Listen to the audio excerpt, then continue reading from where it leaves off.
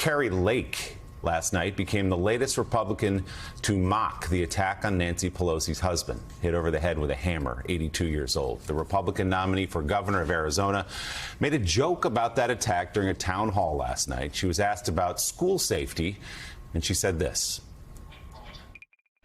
It is not impossible to protect our kids at school.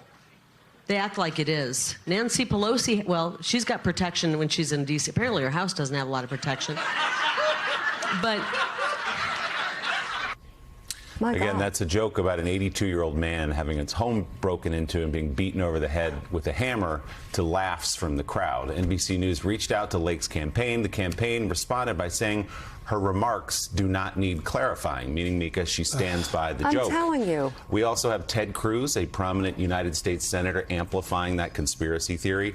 And we should point out in that FBI affidavit, Mr. DePape confesses to this being politically motivated. He describes explicitly what he wanted to do and why he wanted to do it because of politics, debunking, in his own words, the conspiracy theory. I want to bring in former Congressman David Jolly, because my focus this morning, David, is on the people who could actually do something about this. We have social media, which seems to have no guardrails. Twitter is owned by Elon Musk, and he was one of the first to tweet out a conspiracy theory about what happened to Paul Pelosi. As Willie mentioned, sitting U.S. Senator Ted Cruz is making fun of what happened to the Speaker of the House's husband. A politically motivated attack. We're in a different place. This didn't happen in the past. This did not happen with Steve Scalise and the shooting there. There was unity. Unity called for by Nancy Pelosi. I believe the Republicans who are promulgating these conspiracy theories, who are pushing Trump's rhetoric, they are the only ones who could turn back this tide of violence. Do you agree?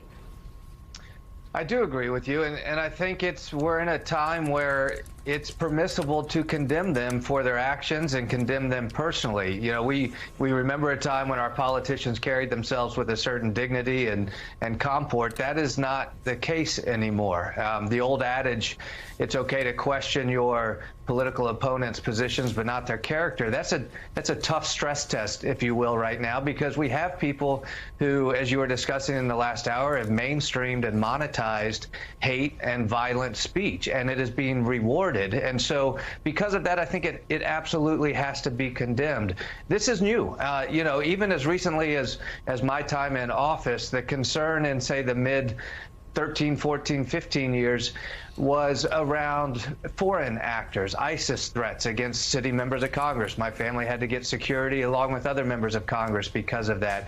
But there wasn't this neighborhood threat, this domestic threat. That really has accelerated in the last 6 years. All of our national intelligence and law enforcement data confirms that. Sitting members of Congress confirms that. And so to your point, Mika, the only people that can help wrestle this are Republican leaders and those voices on the right that are currently amplifying it and giving it fuel. It has to be condemned. We have to call them out, and we should expect them to do something about it. Unfortunately, they're not. They're being rewarded for it.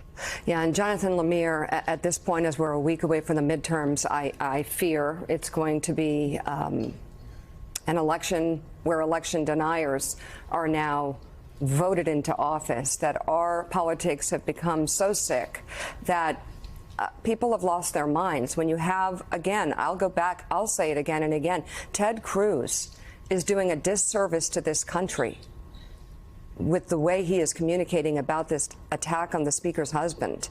It's on people like Ted Cruz. I mean, Kari Lake, that's Trump level.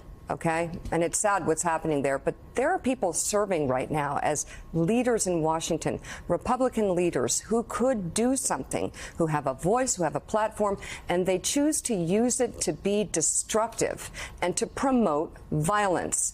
There's no two ways about it. What happened to Paul Pelosi was politically motivated.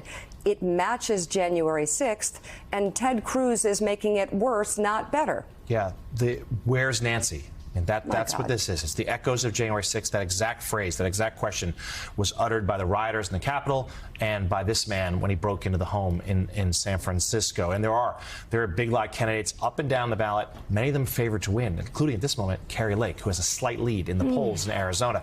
So Jen Psaki, this is obviously comes just a week before the elections. And we know that for many voters, economic issues are front of mind. And that's where the president has been. And he's ramping up his travel here in the last week. Florida today, Pennsylvania, New Mexico, a few other stops in the days ahead. He's been talking about economic issues. But you obviously were very recently in a position to advise the president as to what his messaging should be. How does he talk about this? How does he talk about the violence in our political rhetoric? How does he talk about this attack? And how do you balance this big thought about this violence breaking down the fabric of our democracy with those kitchen table issues that voters say they care most about? Well, look, Jonathan, my view is you don't have to twist yourself into a pretzel. You talk about both. I mean, these threats, this threat against Speaker Pelosi, what happened to her husband, this is completely sick. I think we all agree on that. But the problem here is that it's not just that Republicans are making jokes like Ted Cruz and Kari Lake, and that they're also silent. It's that I don't think Kari Lake and Ted Cruz are going to come to anybody's home and threaten them. Their silence and their jokes are giving people a green light out there. A lot of crazy people who are following conspiracy theories online. It's almost like whack-a-mole for law enforcement and people who are trying to track this down, because it's hard to know who's following what conspiracy theory and what are they going to act on. And I have never been a member of Congress, never will be blissfully, but I've had lots of threats to my kids, to my family, my home address. And this is the kind of stuff that it's not, again, Ted Cruz is not coming to my house, thank God.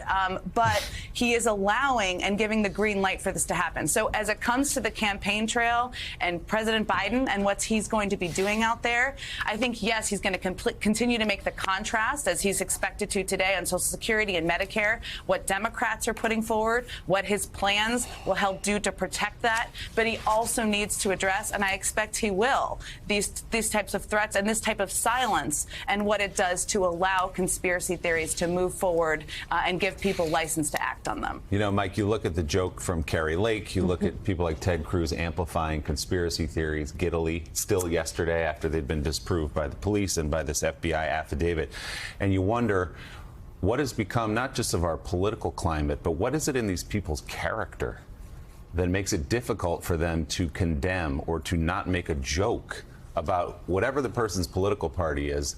A guy having his home broken into in the middle of the night, coming down in his pajamas and being beaten over the head with a hammer and having his skull fractured. He's lying in the ICU this morning.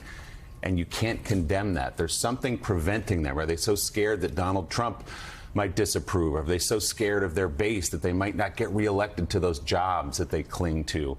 What is it about the character of these people in our politics that we're seeing in this moment? Well, how about the character is absent in them? And character is a defining factor in life, as we all know. You know that from the time you're about 6 or 7 years of age. You're taught by your parents to have a little character, stand up to things, stand up to the wrong that's around you in grammar school, high school, whatever. But I'm not surprised at any of this. Yeah. It's shocking, but not surprising. And the violence, the level of violence, is it an uptick in the level of violence? It's an uptick in our knowledge of the level of violence. But we've always lived for very long times politically with the violence of indifference. You know, we shrug our shoulders. Geez, you know, he said this or he said that. The violence of language, the violence of ignorance. And it's gone back a long time in politics, specifically in the modern era of politics. I don't think I'm alone. I trace a large part of it to the late 1980s when Newt Gingrich decided that the way for Republicans to really gain control was not to just defeat their opponents, but to demonize them, to destroy them. And that began it, I think. That was the incubator for what's happened now. And of course it's tragic, but it's predictable. It's predictable. We cannot, as a nation, politically, engage in this kind of language, this kind of intemperate language, back and forth, and both sides. But Republicans specifically, they major in it, and they've mastered it. And